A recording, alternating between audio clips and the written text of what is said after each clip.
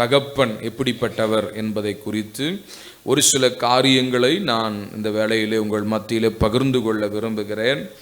ஆக எல்லாரும் கண்களை மூடி தலைகளை தாழ்த்தி செபிக்கலாம். நல்ல பிதாவே, மே நாங்கள் ஸ்தோத்தரிக்கிறோம். இந்த வேளையிலுமாய்க்கூட நீர் எங்களோடு கூட பேசுங்கப்பா. ஆண்டவரே, மனக்கண்களை திறந்தருளுங்க, இருதய கண்களை திறந்தருளுங்க. உங்கள் சத்தத்தை நாங்கள் கேட்க எங்களுக்கு உதவி செய்யுங்க. அடிமையை மறைத்து நீங்கள் பேசுங்க, நாங்கள் கேட்கட்டும். இயேசுவின் நாமத்தில் ஜெபிக்கிறோம் நல்ல பிதாவே, ஆமேன், ஆமேன், அல்லேலூயா. உலகத்திலே நாம் வருவதற்கு காரணமாக இருந்தவர்கள் யாருங்க? தாயும் தகப்பனும். தாயும் தகப்பனும் இல்லாமல் என்ன செய்ய முடியாது? பூமியிலே நாம் வந்திருக்க முடியாது. ஆக இந்த ரெண்டு பேரையும் என்ன செய்யணும்? கனம் பண்ணி ஆக வேண்டும்.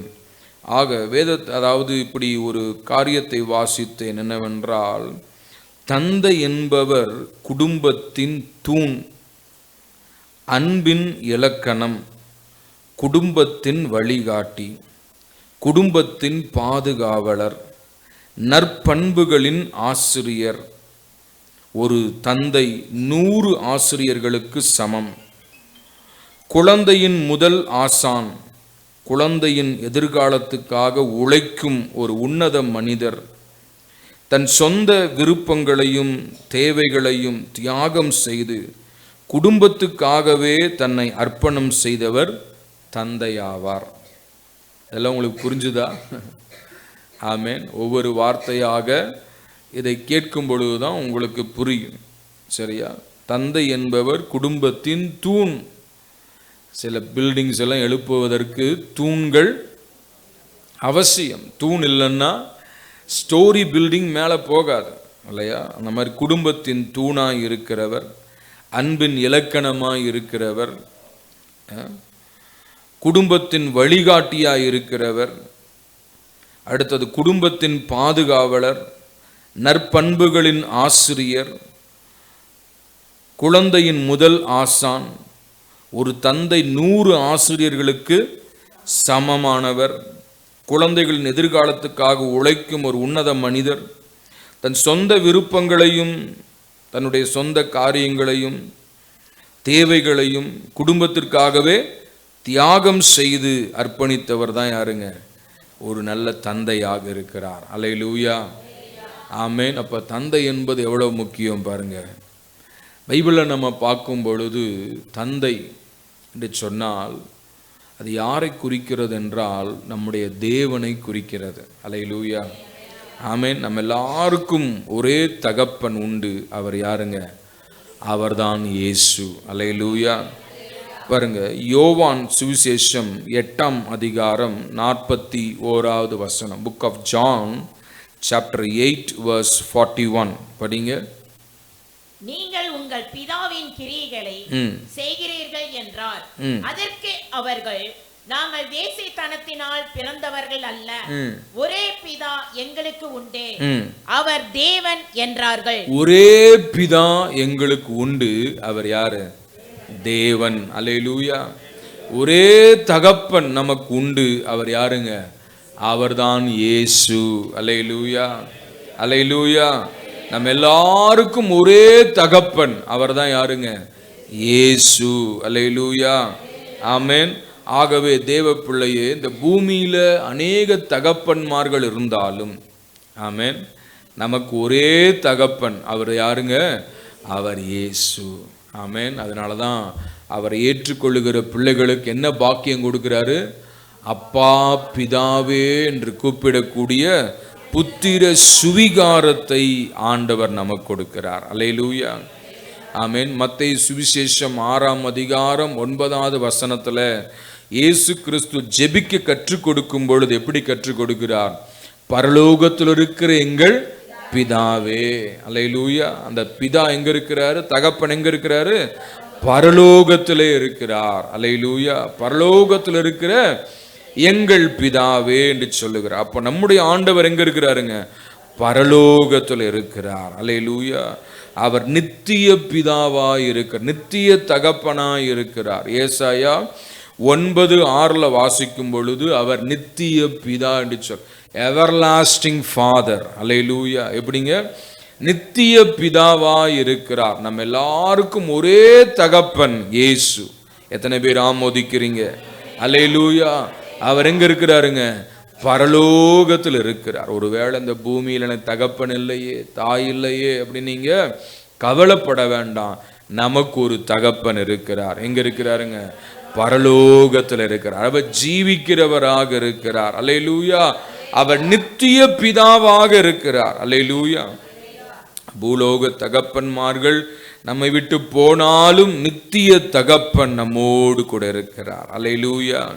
கர்த்தருக்கு மகிமை உண்டாவதாக. வேதத்தில் நம்ம பார்க்கும் பொழுது ஒரு மனிதருக்கு ஆண்டவர் இப்படியாக பெயர் கொடுக்கிறார். என்ன பண்றாரு பாருங்க. ஆதியாகமம் 17ஆம் அதிகாரம் 4வது வசனத்தை படிங்களேன். Book of Genesis chapter 17 verse 4. Praveen இருக்கிறியா? இந்த லைட் பவரை கொஞ்சம் கம்மி பண்ணு. நீ திரளான ஜாதிகளுக்கு தகப்பனாவாய்.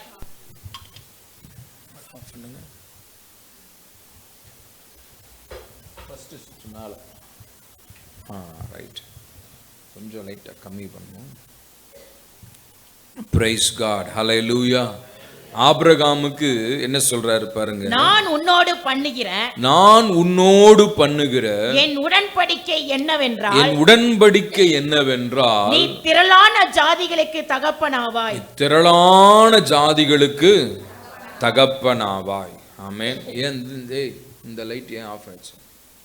அதனால ஃபர்ஸ்ட் ஏரியலையா?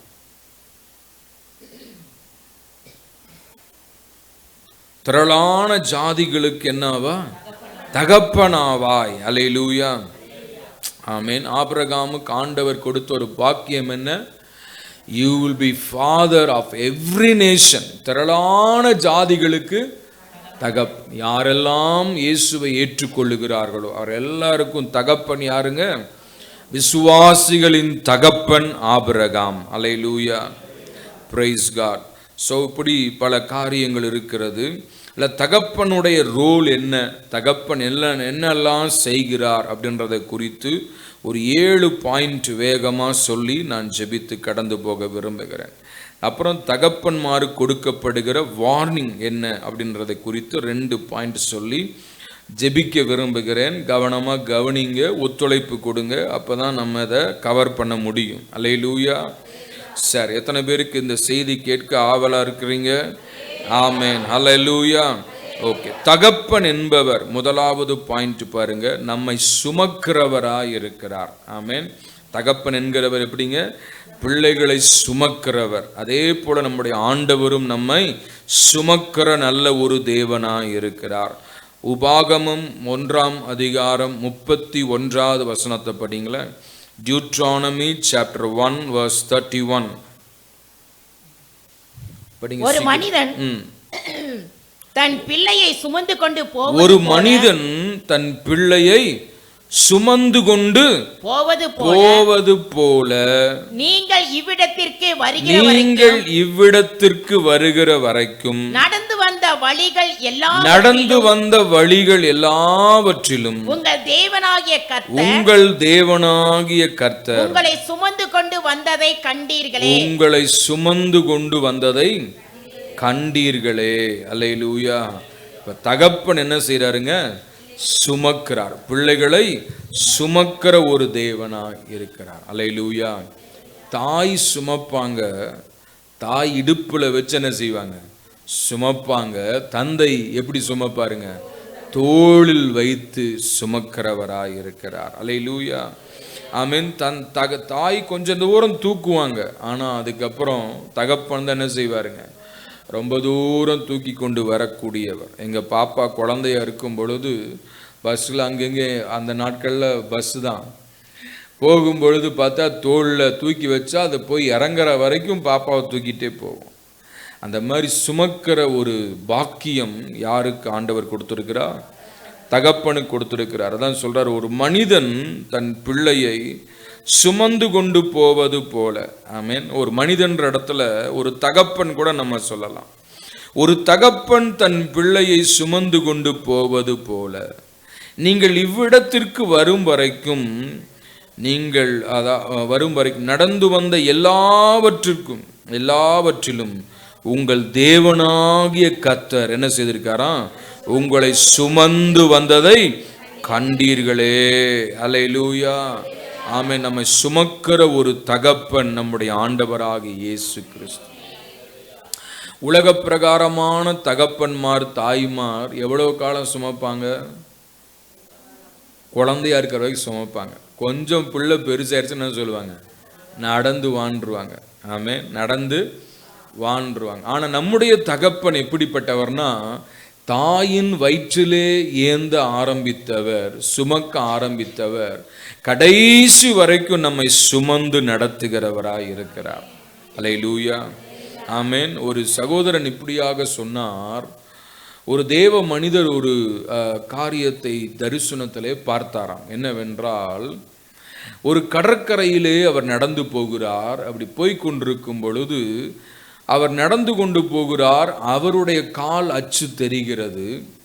பக்கத்திலே இன்னொரு கால் அச்சும் தெரியுது. ஆனால் நபரை பார்க்க முடியவில்லை. கொஞ்சம் தூரம் நடந்து அப்படி போகும் பொழுது பார்த்தா ஒரு கால் அச்சு தான் தெரியுது, மற்ற கால் அச்சு மறைந்து விட்டது. அப்போ அவர் என்ன புரிந்து கொண்டார்னா, அந்த இன்னொரு கால் அச்சு, அதாவது ஆள் தெரியாத ஒரு கால் அச்சு யாருடைய? தேவனுடையதா இருக்கிறது. அதுவரைக்கும் நான் நடந்து வந்தேன், அதுக்கப்புறம் அவர் என்னை சுமந்து கொண்டு போனார் என்று சொல்லி அறிந்து கொண்டாராம். அல்லேலூயா. அப்படியானால் நம்முடைய தேவன் என்ன செய்றாருங்க? இந்த நாள் வரைக்கும், இந்த நிமிஷம் வரைக்கும் நம்மை சுமந்து வந்திருக்கிறார். அல்லேலூயா, ஆமென். நீங்க வாசிக்கும் பொழுது ஏசாயா 46 அதிகாரம் 3-4 ஆகிய வசனங்களை வாசிப்பீர்கள் என்றால், Book of Isaiah chapter 46 verses 3 and 4 வாசிங்க. யாக்கோபின் சந்ததியாரே, இஸ்ரவேல் சந்ததியில் மீதியாகிய சகல ஜனங்களே, எனக்கு செவி கொடுங்கள். தாயின் வயிற்றில் தோன்றினது முதல் உங்களை ஏந்தி தாயின் கற்பத்தில் உற்பத்தி ஆனது முதல் உங்களை தாங்கினேன். உங்கள் முதிர் வயது வரைக்கும் நான் அப்படி செய்வேன். நரை வயது மட்டும் நான் உங்களை தாங்குவேன். நான் அப்படி செய்து வந்தேன். இனிமேலும் நான் ஏந்துவேன். நான் சுமப்பேன். தப்புவிப்பேன். அல்லேலூயா. இதுதான் தகப்பன். அல்லேலூயா. என்ன செய்றாராம் பாருங்க. கற்பத்தில் தோன்றினது முதல், கற்பத்தில் ஒரு குழந்தை தோன்றுதுன்னா ஒரு டாட் அளவு தான் இருக்கும். சின்னதா ஒரு குட்டியூண்டு தான் இருக்கும். அதிலிருந்து ஆண்டவர் என்ன செய்யறாரா? ஏந்தி. அடுத்தது கற்பத்தில் உற்பத்தி ஆனது முதல், அந்த கற்பம் வளர்ந்து அது பெருசாகி அது வளரக்கூடிய காலங்களிலே அதை தாங்கி, அடுத்தது அது வெளியே வந்ததுக்கு அப்புறம் அதனுடைய காரியங்கள் எல்லாம் ஆண்டவர் தாங்கி வழி நடத்தி அவர் சொல்றாரு, உங்கள் முதிர் வயது வரைக்கும். அல்லேலூயா. இன்னைக்கு யாராவது தாத்தான்னா என்ன செய்யுது? அவங்களுக்கு கோபம் வந்துடுது. பாட்டினா கோபம் வந்துடுது. என்ன அதுக்குள்ள நீ பாட்டின்ற, அதுக்குள்ள தாத்தான்ற. அப்போ ஆண்டவர் சொல்ற முதிர் வயது வரைக்கும். ஆமென். நான் அப்படி செய்வேன். நரை மயிறு மட்டும் உங்களை தாங்குவேன். நான் அப்படி செய்து வந்தேன். இனிமேலும் நான் ஏந்துவேன். நான் சுமப்பேன். ஹல்லேலூயா. Until our death.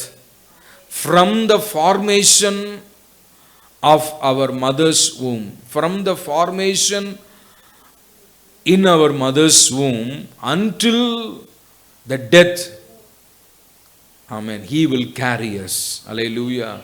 நம்மை சுமக்கிற, நம்மை தப்புவிக்கிற, நம்மை வழிநடத்துகிற நல்ல ஒரு தேவன் தான் நீங்களும் நானும் ஆராதிக்கிறவர். அல்லேலூயா. அவர்தான் நல்ல தகப்பன், சுமக்கிறவர். அல்லேலூயா. யாத்திராகம் 19:4 வாசிங்களேன். Exodus 19 verse 4. நான் எகிப்திற்கு செய்ததையும் நான் உங்களை கழுகுகளுடைய செட்டைகளின் மேல் சுமந்து உங்களை என்னண்டையிலே சேர்த்து கொண்டதையும் நீங்கள் கண்டிருக்கிறீர்கள். அல்லேலூயா, ஆமென். எப்படி சுமந்து வந்தாரா? கழுகுகளுடைய செட்டைகளின் மேல் சுமப்பது போல. ஆமென். மற்ற பறவைகள், மற்ற ஜீவராசிகள் எல்லாம் தங்கள் குட்டிகளை சுமக்கிறது வித்தியாசமா இருக்கும். ஆனா கழுகு சுமக்கிறது என்ன செய்யும்? தன்னுடைய ரக்கையிலே சுமந்து வரும். அதை போல ஆண்டவர் என்ன செய்றாருங்க? அவருடைய பிள்ளைகளை நல்ல தகப்பனாய் இருந்து என்ன செய்றாரு? சுமந்து வருகிறார். அல்லேலூயா. எப்ப சுமப்பாங்க ஒரு குழந்தைய? அது முடியலன்னு சொல்லும்போது, ஆமென், கால் வலிக்குதுன்னு சொல்லும் பொழுது, அல்லது சில ஏதாவது கிராஸ் பண்ணணும்னு என்ன செய்வாங்க? வா, நான் தூக்கி கிராஸ் பண்ணி விடுறேன் அப்படின்னு சொல்லுவாங்க இல்லையா? ஒரு தண்ணி இருக்கு, அதை கிராஸ் பண்ணணும்னா தூக்கிட்டு போவாங்க இல்லையா? ஒரு மேலே ஏறணும்னு என்ன செய்வாங்க? நான் தூக்கி விடுறேன் போ இல்லையா? அந்த மாதிரி தகப்பன் என்ன செய்றாருங்க? தூக்கி சுமந்து நம்மை வழி நடத்துகிறார். அதே போல நம்முடைய ஆண்டவர் கடைசி வரைக்கும் நம்மை சுமக்கிறவராய், அல்லேலூயா, முதிர் வயது மட்டும், நரை மயிறு மட்டும் நம்மை சுமக்கிற நல்ல ஒரு தகப்பனாய் இருக்கிறார். அல்லேலூயா. கரங்களை தட்டி ஆண்டவரை மகிமைப்படுத்துவோமா? அல்லேலூயா. அதனாலதான் உம்மை போல ஒரு நல்ல தெய்வம் யாரும் இல்லையே என்று பாடினோம். ஆமென். அவர் நல்ல தகப்பனாய், நல்ல எபினேசராய் இருந்து நம்மை நடத்தி கொண்டு வருகிறார். எத்தனை பேர் விசுவாசிக்கிறீங்க? ஹல்லேலூயா, ஹல்லேலூயா, ஹல்லேலூயா. அடுத்தது இரண்டாவது பாயிண்ட், அந்த தகப்பன் என்று சொல்லுகிறவர் இறங்குகிறவராய் இருக்கிறார். Compassionate father. ஆமென். இரக்கமுள்ள ஒரு தகப்பன். படிங்க சங்கீதம் 103:13 வாசிங்க. சங்கீதம் 103:13. Psalm 103 verse 13. தகப்பன் தன் பிள்ளைகளுக்கு இறங்குகிறது போல. தகப்பன் தன் பிள்ளைகளுக்கு இறங்குகிறது போல இறங்குகிறது போல கர்த்தர் தமக்கு பயந்தவர்களுக்கு. அப்ப தகப்பன் தன் பிள்ளைகளுக்கு இறங்குகிறார். அல்லேலூயா.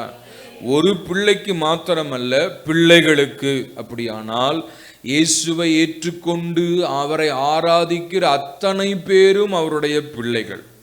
அவர் எல்லாருக்கும் ஆண்டவர் என்ன செய்றாருங்க? இறங்குகிற தேவனாய் இருக்கிறார். அல்லேலூயா.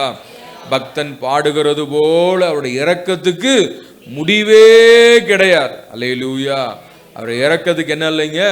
முடிவே இல்லை. இரக்கத்தின் பிதா அவர். அல்லேலூயா. இரக்கத்தில் ஐஸ்வர்யம் உள்ளவர் அவர். ஆக நம்ம ஒவ்வொருவர் மேலும் என்ன செய்றாருங்க? இரக்கமுள்ள தேவனாய் இருக்கிறார். அல்லேலூயா, ஹல்லேலூயா, ஹல்லேலூயா. இறங்குகிறார் என்றால் என்ன அர்த்தம்? நமக்கு ஏதாவது உதவி செய்யணும்னு நினைக்கிறார். அல்லேலூயா. ஆமென். நமக்கு ஏதாவது காரியத்தை செய்யணும்னு நினைக்கிறார். ஆமென். அதான் கம்பேஷனேட் காட். ஆண்டவர் திரளான ஜனங்களை பார்த்த பொழுது என்ன செஞ்சார்னா, மனதுருகினார். He moved with compassion. ஆகவே இந்த காலை வேளையிலே அவரை ஆராதிக்க வந்திருக்கிற உங்களையும் என்னையும் பார்த்து மனதுருகுகிற ஒரு தேவன் நாம் ஆராதிக்கிற தேவன். அல்லேலூயா. அவர்தான் பிதா.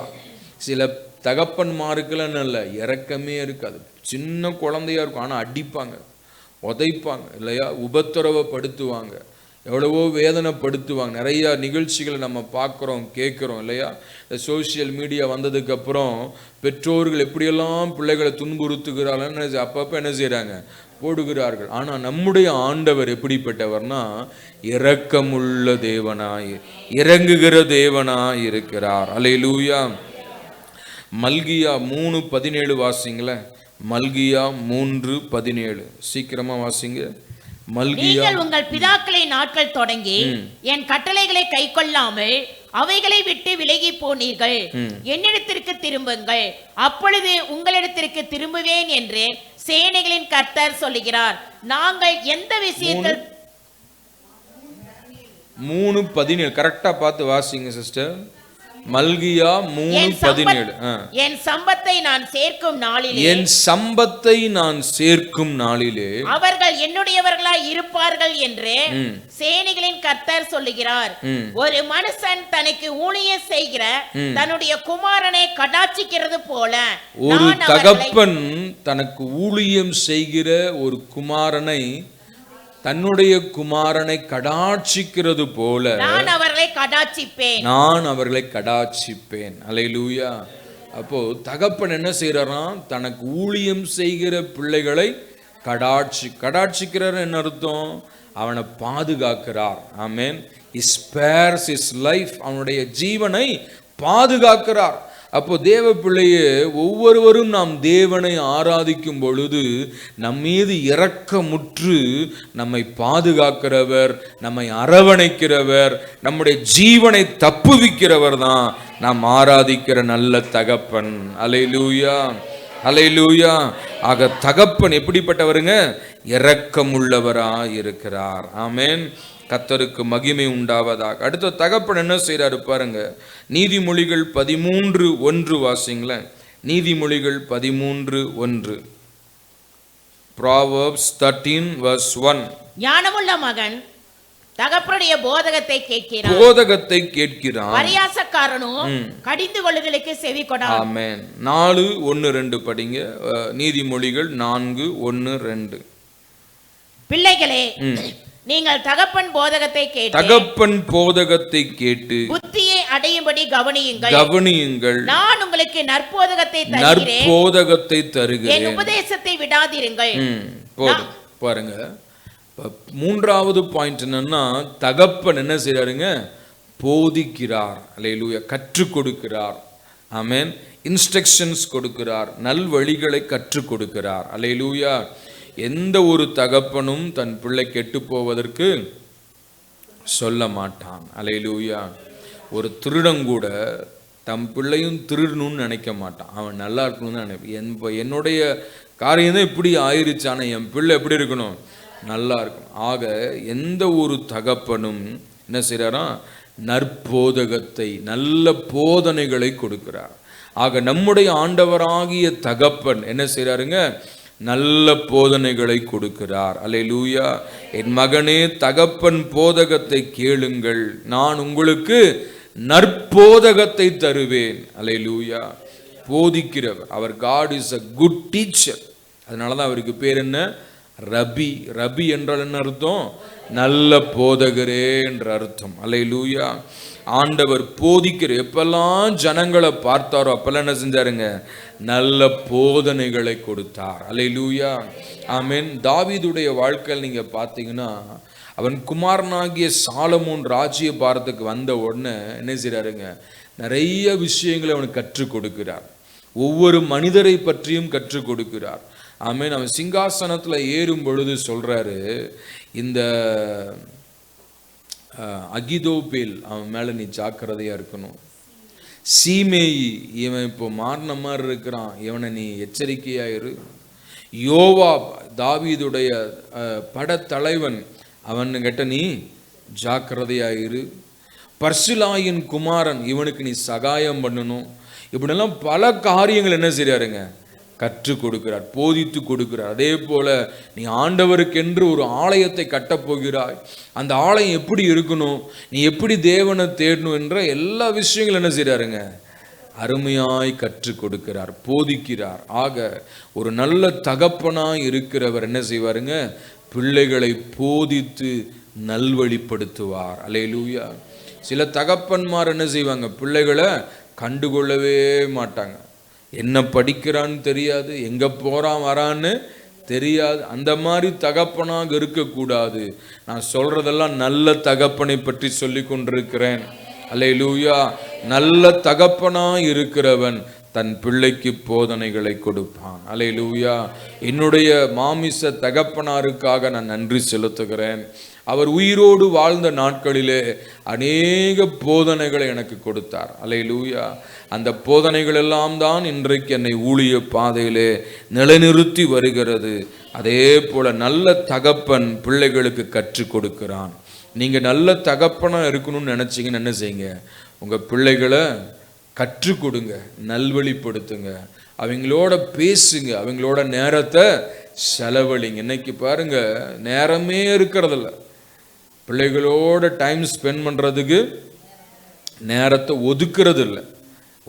எத்தனை தகப்பன்மார் பிள்ளைகளோட, உங்கள் பசங்களோட, பிள்ளைகளோட டைம் ஸ்பெண்ட் பண்ணுறீங்க? யோசிச்சு பாருங்கள். சான்ஸே இல்லை. நம்ம தான் ஓடிட்டுருக்குறோம். இங்கே போகணும், அங்கே போகணும், அவரை பார்க்கணும், இவரை பார்க்கணும், சம்பாதிக்கணும், வாங்கணும். ஆனால் நேரத்தை என்ன செய்யறதில்ல, செலவழிக்க. இந்த பிள்ளைகள் ஒரு ஸ்டேஜுக்கு மேலே வளர்ந்துட்டாங்கன்னா அதுக்கப்புறம் அவங்க உங்கள் அன்பை என்ன செய்ய மாட்டாங்க, எதிர்பார்க்க மாட்டாங்க. அப்போ அந்த காலங்களை பயன்படுத்தி என்ன செய்யணும், நல்ல போதனைகளை கற்றுக் கொடுத்து, குடும்ப சூழ்நிலைகளை கற்றுக் கொடுத்து, குடும்ப காரியங்களை கற்றுக் கொடுத்து, ஆண்டவருடைய வார்த்தைகளெல்லாம் கற்றுக் கொடுத்து, எப்படி வாழணுன்றதெல்லாம் என்ன செய்யுங்க, கற்றுக் கொடுங்க. அதே போல் தாய்மார்கள் உங்கள் பிள்ளைகளுக்கு சொல்லி கொடுங்க. சில பிள்ளைகள் சோம்பேறி பிள்ளைகளாக இருக்குது. ஒரு வீட்டில் ஒரு வேலை செய்யாது, சாப்பிட்ட தட்டை கழுவாது, வீட்டை கூட்டாது, படுத்த படுக்கை எடுத்து வைக்க மாட்டாங்க. இந்த மாதிரி பிள்ளைகளுக்கெல்லாம் என்ன செய்யுங்க, நல்ல போதனைகளை கொடுங்க. அல்லேலூயா. இந்த போதனைகள் தான் என்ன செய்யும், உருவாக்கும். ஆமென். நான் 4வது படிக்கும்போது என் துணியை நான் துவைக்க ஆரம்பித்தேன். when I was 4th standard. அதிலிருந்து திருமணமாகி 1-2 வருடங்கள் கூட துவைச்சேன். ஆமென். ஆக எதுக்கு சொல்கிறேன், இன்னைக்கு எத்தனை பிள்ளைகள் அவங்க துணிமணி துவைக்கிறீங்க. யாரோ அம்மா துவைக்கணும், அவங்களே காய போடணும், அவங்களே எடுத்து மடித்து வைக்கணும். அதுக்கப்புறம் இவர் என்ன செய்வார், எடுத்து ஜம்முன்னு போட்டு போய் செம்ம அழுக்கு பண்ணி கொண்டு வந்து வச்சிருவாங்க. இந்த மாதிரியெல்லாம் இருக்க பிள்ளைகளுக்கு கற்றுக் கொடுங்க, பழக்குவீங்க, ட்ரெயின் பண்ணுங்க. ஒரு குழந்தையை சரியான பாதையில் ட்ரெயின் பண்ணால் அவர்கள் என்ன செய்வாங்க, அதை பிடித்து கொள்ளுவார்கள். அல்லேலூயா. அதே போல் வாழ்க்கையில் உண்மையாக இருக்கணுன்றதை கற்றுக் கொடுங்க. ஆமென். பொய் பேச சிலரெல்லாம் பார்த்தா ரத்தத்திலேயே ஊறி போச்சு பொய். ஆமென். திறந்தா பொய் தான், திருத்தவே முடியாது.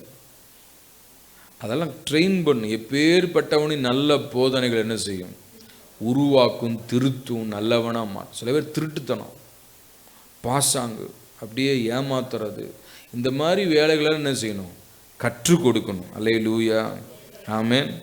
இதெல்லாம் திருத்துறது கற்றுக் கொடு. இதை கெட்ட காரியத்தை கற்றுக் கொடுக்கக்கூடாது, நல்ல விஷயத்தை என்ன செய்யணும், கற்றுக் கொடுக்கணும். இருக்கீங்களா? ஆமென். அல்லேலூயா. நீங்கள் இப்போ கற்றுக் கொடுக்காமல் போயிட்டீங்கன்னா பின்னாடி உங்கள் பிள்ளை வந்து தருதலையாக நிற்கும் போது ஐயோ ஐயோன்னு கண்ணீர் வடித்து பிரயோஜனம் ஒன்றும் இல்லை. அல்லேலூயா. பிரம்பும் கடிந்து கொள்ளுதலும் புத்தியை கொடுக்கும், தன் இஷ்டத்துக்கு விடப்பட்ட பிள்ளையோ எப்படி இருப்பானா, தாய்க்கு வெட்கத்தை உண்டு பண்ணுகிறான். அல்லேலூயா. ஆமென். எங்கள் அப்பா அம்மாட்ட நான் வாங்கின அடிக்கு அளவே இருக்காது, அவ்வளோ அடி, திட்டு. எதுக்காக? நல்வழிப்படுத்துறதுக்காக. அல்லேலூயா. அதெல்லாம் இன்னைக்கு என்னை உருவாக்கி இருக்கிறது. அல்லேலூயா. ஆக பிள்ளைகளை நல்வழிப்படுத்துங்க. ஆமென். போதனைகள் கொடுங்க, சொல்லிக் கொடுங்க, கற்றுக் கொடுங்க. தாவீது தன் மகன் ராஜ்யபாரத்துக்கு வரும்போது என்ன செய்கிறாருங்க, கற்றுக் கொடுக்கிறார், என்ன செய்யணும், எப்படி செய்யணும்ன்ட்டு. அதை அவன் ஃபாலோ பண்ணி வந்ததுனால சாலமோனுடைய ஆட்சி நல்லா இருந்துச்சு. அல்லேலூயா. செல்வாக்காக இருந்தது. ஆமென். இப்போ பிள்ளைகளுக்கு கற்றுக் கொடுங்க. அடுத்தது தகப்பன் பாருங்க என்ன செய்கிறாருன்னா, சிட்சிக்கிற தகப்பனாக இருக்கிறார். என்ன செய்கிறாருங்க, தகப்பன் சிட்சிக்கிறார். இது வரைக்கும் எத்தனை சொல்லியிருக்கேன், 3. இப்போ சொல்கிறது 4. எபிரேயர் 12:7 படிங்க. எபிரேயர் 12:7, 12:9. Book of Hebrews chapter 12:7.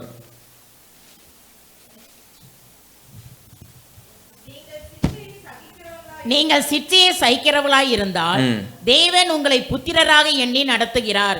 தகப்பன் சிற்சியாத புத்திரன் உண்டோ? தகப்பன் சிற்சியாத புத்திரன் உண்டோ? அல்லேலூயா. தகப்பன் என்ன செய்யறான்னா, சிட்சித்து நடத்தணும். பிள்ளைகளை கண்டிச்சு உணர்த்தி உதச்சு நடத்தணும். அல்லேலூயா. நீங்கள் சிற்சியை சகிக்கிறவர்களாய் இருந்தால் தேவன் உங்களை புத்திரராக எண்ணி நடத்துகிறார். தகப்பன் சிற்சியாத புத்திரன் உண்டோ? தகப்பன் சிட்சிக்கலன்னா பிள்ளையை கெடுக்கிறான்னு அர்த்தம். அல்லேலூயா.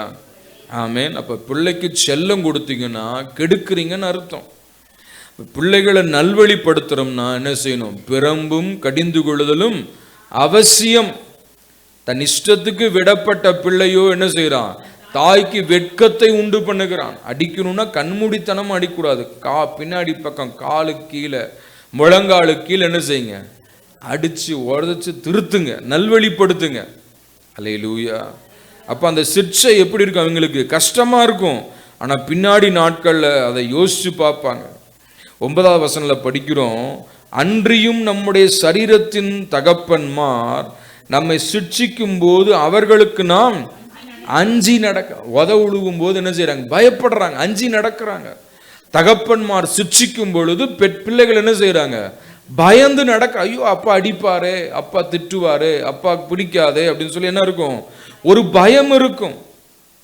அஞ்சி நடந்திருக்க நாம் பிழைத்திருக்கும்படி ஆவிகளின் பிதாவுக்கு அதிகமாய் அடங்கி நடக்க வேண்டும் அல்லவா? அல்லேலூயா, ஆமென். ஆக தேவ பிள்ளையே அந்த அந்த சிக்ஷை கொடுக்கும் பொழுது என்ன செய்யறாங்க? பயந்து நடக்கிறாங்க. அப்போ ஆண்டவருடைய காரியங்கள்ல நம்ம சிட்சித்து சரிப்படுத்தி நடக்கும் பொழுது ஆண்டவருக்கு அதிகமாய் பயந்து நடப்பார்கள். அடுத்த வசனம் 10வது வசனத்துல படிக்கிறோம், அவர்கள் தங்களுக்கு நலமென்று தோன்றினபடி கொஞ்ச காலம் சிட்சிக்கிறார்கள். தம்முடைய பரிசுத்தத்துக்கு நாம் பங்குள்ளவர்கள் ஆகும் பொருட்டு நம்முடைய பிரயோஜனத்துக்காகவே சிட்சிக்கிறார். அல்லேலூயா. தாய் தகப்பன்மார் கொஞ்ச காலம் சிட்சிக்கிறாங்க. அந்த கொஞ்ச காலம் சிட்சிக்கும் போதே அவங்க நல்வழி ஆயிடுறாங்க. ஆனா இவரோ நம்முடைய பிதாவாகிய பரம தகப்பனோ நாம் அவருடைய பரிசுத்தத்தில் பங்கு பெறும் பொருட்டு, அல்லேலூயா, பரிசுத்தத்துக்கு பங்குள்ளவர்கள் ஆகும் பொருட்டு நாம் பரலோகம் போவதற்காக என்ன செய்யறாராம்? ஆமென். வாழ்நாள் முழுவதும் நம்மை சிட்சித்து நம்முடைய பிரயோஜனத்துக்காகவே நம்மை சிட்சித்து நடத்துகிறார். அல்லேலூயா. இன்னைக்கு சர்ச்சில் ஒரு பையன் வரல, ஏன் வரலன்னு கேட்டால் அது கஷ்டமா இருக்கும். ஏன் கேட்குறோம்னா அந்த பையன் பரலோகத்துக்கு வரணும். அல்லேலூயா. ஆகவே தான் நம்முடைய பிரயோஜனத்துக்காகவே, அல்லேலூயா, நாம் பரலோகம் போக வேண்டும் என்பதற்காகவே ஆண்டவர் என்ன செய்றாருங்க? சிட்சித்து நடத்து. எந்த சிட்சையும் தற்காலத்திலே சந்தோஷமா இருக்காமல் எல்லாம் எப்படி இருக்கும்? கஷ்டமா இருக்கும், வேதனையா இருக்கும். எங்க அப்பா என்னை அடிக்கும் போது உதைக்கும் போது கஷ்டமா இருக்கும். இவரெல்லாம் ஏன்னு பெற்றாருன்னு நினைக்க தோணும். ஆனா அந்த அடி உதையெல்லாம் தான் இன்னைக்கு என்னை நல்லவனாக மாற்றி நிறுத்தி வைத்திருக்கிறது. அல்லேலூயா, பிரைஸ் காட். கர்த்தருக்கு மகிமை உண்டாவதாக. ஆமென், பிரைஸ் காட். எத்தனை பேருக்கு புரியுதுங்க? ஆமென். என்னுடைய இப்பத்த நாட்கள் நீங்க பார்த்தீங்கன்னா மனோவா பாஸ்டர் எங்கேயும் சுத்த போனாரு அப்படின்னு என்ன செய்ய முடியாது, பார்க்கவே முடியாது. சர்ச்சுண்டா வீட்டை விட்டோம்னா விசுவாசிகள் யாராவது சந்திக்க போகிறது வர்றது, அல்லது ஏதேனும் தேவைகள்னா கடகணிக்கு போகிறது வர்றது, அவ்வளவுதான். வேற எங்கேயும் இவரை பார்க்க போனார், அவரை பார்க்க போனார், அந்த டீ கடையில் உட்கார்ந்து பேசினார், அதெல்லாம் பார்க்கவே முடியாது. ஆமேன். இதுக்காக சொல்ல வரேன்னா, என்னுடைய பெற்றோர் என்னை வழி நடத்தின அந்த வழி நடத்துதல் என்னாச்சுங்க, இன்னைக்கு என்னை நல்லவனாக வைத்திருக்கிறது. அல்லேலூயா. சில பேர் இன்னைக்கு லீவா காலையிலேயே பிளான் பண்ணிடுவாங்க, இன்னைக்கு காலையில் கிளம்பிடணும், இவரை இங்கே போய் பார்க்கணும், சுற்றணும், ராத்திரி வந்தால் போதும். ஆனால் பாருங்க, அவங்க வாழ்க்கையில் நிம்மதியே இருக்காது. இப்போ தேவ பிள்ளை நல்லா ட்ரெயின் பண்ணி பிள்ளைகளை வளர்த்திங்கன்னா பின்னாடி நாட்கள் என்ன செய்வாங்க, உங்களுக்கு கனத்தை கொண்டு வருவார்கள், மரியாதையை கொண்டு வருவார்கள். அல்லேலூயா. ஆக தேவ பிள்ளை அப்போ குடும்பத்தில் கணவன் மனைவி நீங்கள் 2 பேரும் முதல்ல என்ன இருக்கணும், ஒரு ஐக்கியத்தில் இருக்கணும், ஒரு அன்பில் இருக்கணும், நிலைத்து இருக்கணும். அல்லேலூயா. இப்போ தகப்பன் மகனை கண்டிக்கும் பொழுது தாய் வாயை என்ன செய்யணும், திறக்கக்கூடாது. தாய் பிள்ளையை கண்டிக்கும் பொழுது தகப்பன் என்ன செய்யக்கூடாது, சப்போர்ட்டுக்கு வரக்கூடாது. அப்படின்னு என்ன சப்போர்ட் பண்ணிங்கன்னா பிள்ளைக்கு இளக்காரமாயிரும். அப்பா இப்படி தான், அம்மா நம்மளுக்கு ஓகே. அம்மா கண்டிக்கும் போது அப்பா இடையில சப்போர்ட்டுக்கு வந்தால் என்ன ஆகும், அம்மா இப்படி தான், அப்பா நமக்கு ஓகே. அப்போ யாராவது சலுகை கொடுத்தீங்கன்னா என்ன ஆகும், அதை பயன்படுத்தி அவர்கள் கெட்டு போயிடுவாங்க. அப்போ பெற்றோர்களாகிய நீங்கள் என்ன செய்யுங்க, உங்களுக்குள்ள நல்ல ஒரு அண்டர்ஸ்டாண்டிங்கோடு இருக்கணும். அல்லேலூயா, ஆமென். இப்போ கணவன் மனைவியை நேசிக்கணும், மனைவி கணவனை மதிக்கணும். அல்லேலூயா. இன்னைக்கு புருஷனும் மனைவியை என்ன செய்யறதில்ல, நேசிக்கிறதில்ல, உனக்கு என்ன தேவைன்னு கேட்கறதில்ல, எதுவும் வாங்கி கொடுக்கறதில்ல, ஒரு பக்கம் வெளியே கூட்டிகிட்டு போகிறதில்ல. அதே போல் மனைவி மாறும் என்ன செய்ய, கணவனை மதிக்கிறதில்ல, அக்ரிணில் பேசுகிறாங்க. அது வந்துச்சு, அது போச்சு, அது எங்கே போச்சுன்னு தெரியல, அது இதுன்னு தான் பேசுறது. இப்படி இருந்து அதை யார் பார்த்துட்டு இருக்கிறா? பிள்ளைகள் பார்த்துட்டு இருக்கிறாங்க. அப்போ அந்த பிள்ளைகள் நிச்சயமாக அவங்க கெட்டு தான் போவாங்க. ஆக உங்களுக்குள்ள நீங்கள் என்ன செய்யுங்க, கணவன் மனைவி முதல்ல அன்புல, ஐக்கியத்தில், புரிந்து கொள்ளுதல்ல நிலைத்திருந்து 2 பேருக்குள்ள ஒரே நோக்கம் இருக்கும் பொழுது உங்கள் பிள்ளைகளை நீங்கள் நல்வழிப்படுத்த முடியும். First school is home. முதலாவது பள்ளிக்கூடம் என்னங்க, வீடு. அல்லேலூயா. எங்கள் வீட்டில் அப்படி தான். எங்கள் சாம் ஷர்லினும் அந்த பிள்ளைகள் இன்றைக்கு வளர்ந்துட்டாங்க, கல்லூரியில் படிக்கிறாங்க. ஆக அவர்களுடைய வாழ்க்கையில் நானும் பாஸ்டமாக நிறைய அவங்களை கரெக்ஷன் பண்ணியிருக்கிறோம். ஆமென். இன்றைக்கு அவர்களை குறித்து நாங்கள் மகிழ்ச்சி அடைகிறோம். ஏனென்றால் அவர்கள் சத்தியத்தில் நடக்கிறார்கள். அல்லேலூயா, ஆமென். பாஸ்டம்மா சாம் ஃபோன் பண்ணாங்க, என்னடா பண்ணிருக்கிற? வசனம் எழுதிட்டு இருக்கிறம்மா. Price God. ஆக தேவ பிள்ளையே, இதுதான் நமக்கு சந்தோஷம். அல்லேலூயா.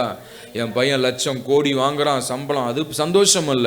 என் பிள்ளைகள் சத்தியத்தில் நடக்கிறார்கள் என்று கேள்விப்படுகிற சந்தோஷத்தில் பெரிய சந்தோஷம் ஒன்றுமே இல்லைங்க. அல்லேலூயா. நம்முடைய பிள்ளைகளை நல்வழிப்படுத்துறதுக்கு என்ன செய்யணும், சிட்சித்து நடத்தணும். அல்லேலூயா. அதான் நமக்கு தேவையான காரியமாய் காணப்படுகிறது. அடுத்தது பாருங்க, தகப்பனானவன் தேவைகளை பூர்த்தி செய்கிறவராய் இருக்கிறார். குடும்பத்தின் தேவைகள், பிள்ளைகளின் தேவைகள் என்ன செய்யணும், பூர்த்தி செய்கிறவராய் இருக்கணும்.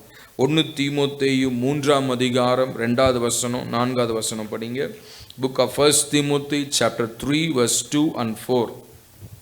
ஆகையால் கண்காணி அவன் குற்றச்சாட்டப்படாதவனும் ஒரே மனைவியை உடைய புருஷனும் ஜாக்கிரதை உள்ளவனும் தெளிந்த புத்தி உள்ளவனும் யோகியதை உள்ளவனும் அந்நியரை உபசரிக்கிறவனும் போதக சமர்த்தனுமாய் இருக்க வேண்டும். அவன் மதுபான பிரியனும். 2வது வசனம் 4வது வசனம் மட்டும் படிங்க. தன் சொந்த குடும்பத்தை நன்றாய் நடத்துகிறவனும். தன் சொந்த குடும்பத்தை நன்றாய் நடத்துகிறவனும். தன் பிள்ளைகளை சகல நல்லொழுக்கம் உள்ளவர்களாக கீழ்ப்படிய பண்ணுகிறவனுமாய் இருக்க வேண்டும். போதும். பாருங்க, கண்காணியானவன் அப்படின்னு என்ன அர்த்தம்? அதாவது நல்ல ஒரு விசுவாசியானவன், தேவ பிள்ளையானவன் என்ன செய்யணுமா, தன் சொந்த குடும்பத்தை நன்றாய் நடத்துகிறவனாய் இருக்கணும். அல்லேலூயா. குடும்பத்தின் தேவைகளை பூர்த்தி செய்கிறவனாக இருக்கணும். அல்லேலூயா. இப்போ குடும்பத்தின் தேவைகள் என்ன, குடும்பத்துக்குரிய காரியத்தை எல்லாம் கவனித்து நடத்தணும். அல்லேலூயா. வீட்டில் என்ன தேவை இருக்குது, வீட்டில் இப்போ பிள்ளைகளுக்கு என்ன தேவை, மனைவிக்கு என்ன தேவை, தன் சொந்த குடும்பத்தை நன்றாக நடத்தணும். அல்லேலூயா. அதை விட்டுட்டு நண்பர்களுக்கு வாங்கி கொடுக்கணும், அதை விட்டுட்டு அண்ணன் தம்பிகளுக்கு வாங்கி கொடுக்கணும் அப்படின்றத விட என்ன செய்யணும், முதல்ல உங்கள் குடும்பத்தை நீங்கள் நடத்த பழகுங்க. அல்லேலூயா. நம்முடைய குடும்பத்தை சரியாக நடத்தணும். கண்காணியானவன் தன் சொந்த குடும்பத்தை விசாரித்து நடத்துகிறவனா இருக்கிறான். அப்படின்னு என்ன அர்த்தம்? குடும்பத்தை வழிநடத்த வேண்டிய பொறுப்பு யார் மேலே இருக்குங்க? தகப்பன் மேலே இருக்கு. இப்போ பொறுப்புள்ள தகப்பனாக இருக்கணும்னா என்ன செய்யணும்? ஒழுங்காக வேலைக்கு போகணும். என்ன செய்யணுங்க? ஒழுங்காக வேலைக்கு போகணும். 4 நாள் போகிறது 10 நாள் படுத்துக்கிறது கூடாது. அங்கே வலிக்குது இங்கே வலிக்குதுன்னு என்ன செய்யக்கூடாது? படுக்கக்கூடாது. தூங்குகிறவர்கள் இரவிலே தூங்குவார்கள். நீ பகலில் தூங்குனா நீ சோம்பேறின்னு அர்த்தம். சோம்பேறிக்கு பிச்சை கேட்டால் கூட ஒன்றும் கிடைக்காது. ஆக என்ன செய்யணும்? உழைத்து சம்பாதித்து தேவைகளை பூர்த்தி செய்கிறவர்களாக இருக்கணும், ஞானமாக இருக்கணும். இப்போ பிள்ளைகளை படிக்க வைக்கிறோன்னா ஃபீஸ் கட்டணும், யூனிஃபார்ம் வாங்கணும் இல்லையா, அவங்களுக்கு தேவையான பொருட்களெல்லாம் வாங்கி கொடுக்கணும். அப்போ அதுக்காக என்ன செய்யணும்? பிளான் பண்ணி ஆரம்பத்திலிருந்து என்ன செய்யணும்? அவங்களுக்கு நாம் சேர்த்து வைக்கணும், பிரயாசப்படணும். எங்கள் பிள்ளைகளெல்லாம் நாங்கள் எப்படி படிக்க வச்சோம்னா, ஆரம்பத்தில் ஒரு ஸ்கூலில் போய் சேர்த்தும்போது சின்ன ஸ்கூல், ஒரு வீடு தான் பள்ளிக்கூடமாக மாற்றி இருந்தார்கள். அங்கே போய் சேர்த்தும் பொழுது முதல்ல ஃபீஸ் வெறும் 1000 ரூபா, வெறும் 1000 ரூபா. அப்போது அந்த நாட்கள் இருந்த ஒரு சில விசுவாசிகள் அந்த ஆலயத்துக்கு வந்த, இன்னைக்கு அவங்க இங்கே இல்லை, வேற பக்கம் போயிட்டாங்க. அவங்கெல்லாம் சொன்னாங்க, எங்கள் பிள்ளைகளை நல்ல ஸ்கூலில் படிக்க வைக்கிறோம், பாஸ்டர் போய் சின்ன ஸ்கூலில் படிக்க வைக்கிறாரு அப்படின்னு சொன்னாங்க. அப்போ அதுவே எங்களுக்கு பெருசாக இருந்துச்சு. 1000 ரூபா ஃபீஸ் கட்டுறதே பெருசாக இருந்துச்சு. நாங்கள் அதுக்காக மற்றவங்களை பார்த்து என்ன செய்யலை, பொறாமப்படலை. என்ன அவங்கெல்லாம் நல்லா படிக்க வைக்க, நம்மளால் படிக்க வைக்க முடியலையே. நாங்கள் என்ன சொன்ன, ஆண்டவர் எங்கள் தகுதிக்கு இதுகளை படிக்க வச்சிருக்கிறதுக்கு உதவி செய்கிறீங்களேப்பா, நன்றி. அல்லேலூயா. அந்த ஃபீஸ் கட்டுறதுக்கே முடியாது. எங்கள் அப்பா மட்டும் நாங்கள் கேட்க மாட்டோம், ஜெபம் தான் பண்ணுவோம். ஆண்டவர் அப்பப்போ என்ன செய்வார், சந்தித்து நடத்துவார். அல்லேலூயா. அப்போ அந்த நாட்கள் என்ன செய்வோம்னா, 2 பேருக்கும், தம்பி பாப்பா 2 பேருக்கு ஒரு உண்டியல் வாங்கி கொடுத்துருப்போம். அந்த உண்டியலில் யாராவது சொந்தக்காரங்க மற்ற உறவினர்கள் வந்து பார்க்கும்பொழுது அவங்களுக்கு காசு எதாவது கொடுத்துட்டு போவாங்க, சின்ன பசங்களாக இருக்கிறாங்களேன்ட்டு. அப்போது அந்த டைமில் அவங்க கொடுக்கக்கூடிய காசுகளெல்லாம் என்ன செய்யுங்க, டே அந்த உண்டியலில் போட்டு வைங்க அப்படின்னு சொல்லி அவனுங்க சேர்த்து வைப்பாங்க. அதை தான் என்ன செஞ்சோம், எங்களுக்கு ஃபீஸ் கட்டணும். இப்படி தான் பிள்ளைகளை படிக்க வச்சோம். அப்புறம் ஒரு கட்டம் வரும்பொழுது நாங்கள் புரிஞ்சுட்டோம், எப்படி செய்யணுன்றதை புரிஞ்சுட்டு என்ன செஞ்சோம்னா, ஜூன் மாதம் ஆரம்பிக்கும் பொழுதே ஒரு சின்ன சீட் ஒன்று போட்டுருவோம். 2 பேருக்கும் ஃபீஸ் கட்டணும். அப்போது பாப்பாவுக்கு 2000 ஃபீஸ்னா, 2000ன்னா சாமுக்கு 2000, இப்படி சீட்டு 10 மாதம். அந்த மாதிரி ஒரு அம்மா பக்கத்தில் இருந்தாங்க, பாட்டி அம்மா, அவங்க இந்த மாதிரி சீட்டு பிடிப்பாங்க. அவங்ககிட்ட கஷ்டப்பட்டு என்ன செய்வோம், அந்த சீட்டை கட்டிடுவோம். மாதம் 2000 2 பேர் கட்டுவோம். அப்போ அது 10 மாதம் ஆகும்பொழுது 20,000 வந்துடும். அந்த மே மாதம் லீவில் அந்த பணங்கள் கிடைக்கும். இடையில எடுக்க மாட்டோம், இடையில எவ்வளோ செலவு வந்தாலும் கடைசியாக தான் வாங்குவோம். அப்போ அதை வாங்கி அப்படியே ஃபீஸ் கட்டுவோம். இப்படி தான் பிள்ளைகள் என்ன செஞ்சோம், படிக்க வச்சோம். பாஸ்டருக்கு என்ன, அவருக்கு எங்கிருந்தா கொட்டுதுன்னெலாம் கிடையாது. ஆண்டவர் நமக்கு கொடுத்துருக்கிற சோர்ஸ் என்ன செய்யணும், சரியாக பயன்படுத்தும். அதே போல் பிள்ளைகளுக்கு யூனிஃபார்ம் கிழிஞ்சு போட்டுட்டு போனதே கிடையாது. ஆமேன். பழைய பை எடுத்துகிட்டு போங்கடான்னு சொன்னதே கிடையாது. அவங்களுக்கு எப்படியாவது என்ன செய்வோம், வாங்கி கொடுப்போம். ஆமேன். அந்த மாதிரி என்ன செய்யணும், நீங்கள் உங்கள் பிள்ளைகளை நல்ல அவங்க காலேஜுக்கு ஸ்கூலுக்கு போகும்போது கவலைப்பட்டுட்டு போகக்கூடாது. அவங்க தலை குனிஞ்சு போகக்கூடாது, நம்ம பழசை போட்டுட்டு போகிறோமேன்னு போகக்கூடாது. ஆமேன். அவங்க எப்படி போகணும், நல்ல ஜென்யூனாக போகணும், சந்தோஷமாக போகணும். மற்ற பிள்ளைகளுக்கு மத்தியில் போகும்போது அவங்களுக்குள்ள ஒரு இன்ஃபீரியாரிட்டி வரக்கூடாது. அப்படின்னா என்ன செய்யணும், பெற்றோர் அதுக்கான தேவைகளை சந்திக்கிறவங்களா இருந்து உங்கள் ஆடம்பர செலவுகளை குறைச்சி, அனாவசிய செலவுகளை குறைச்சி என்ன செய்யணும், பிள்ளைகளை வளர்க்கணும், படிக்க வைக்கணும். அல்லேலூயா. ஆண்டவருடைய கிருபையினால சாம் +2 முடிச்ச உடனே காருண்யாவில் படிக்க வச்சோம். காருண்யால நிறைய பேர் சொல்லுவாங்க, என்ன சொல்லுவாங்க, ஃபீஸ் ஜாஸ்திம்பாங்க. ஆமாம், ஃபீஸ் ஜாஸ்தி தான்.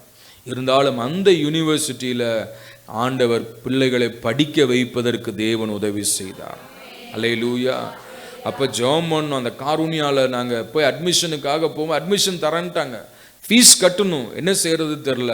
லோன் வாங்கி படிக்க வைக்கலாமா, கடன் வாங்கி படிக்க வைக்கலாமா யோசித்தோம்.